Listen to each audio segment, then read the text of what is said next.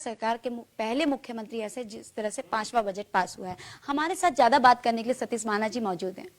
कि पूरे देश का कोई भी स्टेट के पास इतनी इंडस्ट्रीज आई होगी, किसी ने भी इतनी तेजी से काम किया होगा।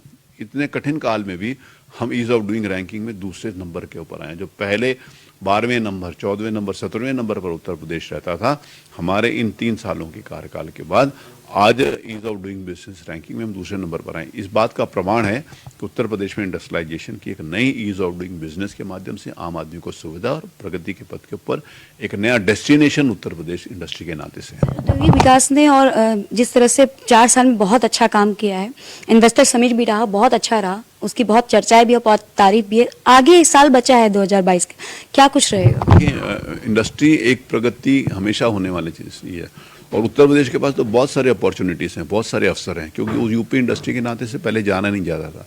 आज देश और दुनिया के बड़े बड़े इंडस्ट्रीज उत्तर प्रदेश में आ रहे हैं।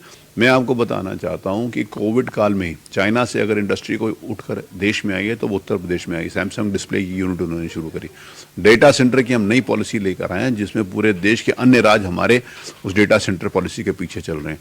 आज हम लीडिंग स्टेट हैं। पहले उत्तर प्रदेश दूसरे स्टेट्स को देखकर अपनी पॉलिसी बनाता था, आज उत्तर प्रदेश को देखकर दूसरे स्टेट्स अपनी पॉलिसी बना रहे हैं। सर, ये जो बजट है किसानों के लिए कितना प्रभावित रहेगा और किसानों के लिए कितना लाभकारी रहेगा? किसानों की आय को दोगुना करने का जो घोषणा माननीय प्रधानमंत्री जी ने करी है, उसमें एक बहुत बड़ा सपोर्ट है उत्तर प्रदेश के इस बजट में, ताकि किसानों की आय दोगुनी हो सके। उनको सिंचाई से संसाधन उपलब्ध कराए जा रहे हैं, उनको बिजली 24 घंटे उपलब्ध कराई जा रही है, 22 से 24 घंटे तक बिजली उपलब्ध कराई जा रही है। तो किसानों के हित का ये बजट है और किसान स्वावलंबी बने, किसान मजबूती के साथ आगे खड़े। गिरना किसानों के भुगतान 5 वर्षों में जितना होता था उतना हम 1 वर्ष के अंतर्गत कर रहे हैं।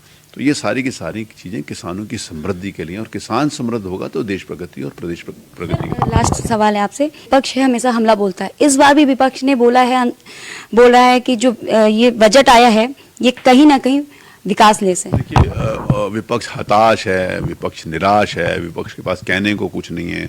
वो चुपचाप बजट सुनकर चले गए, क्योंकि हाउस में उनके पास बजट के विपरीत कोई कहने का एक सेंटेंस भी नहीं था। अब बाहर जाकर उन्होंने भाषण देना, ये जो पहले बजट पेश होने के पहले जो सोच कर आए थे, वो बजट पेश होने के बाद भी वही बोल रहे हैं। आपने कहा सुबह वो पढ़ के नहीं आए थे। वही मैंने कहा, अगर पढ़ कर बोलते तो शायद अच्छा होता।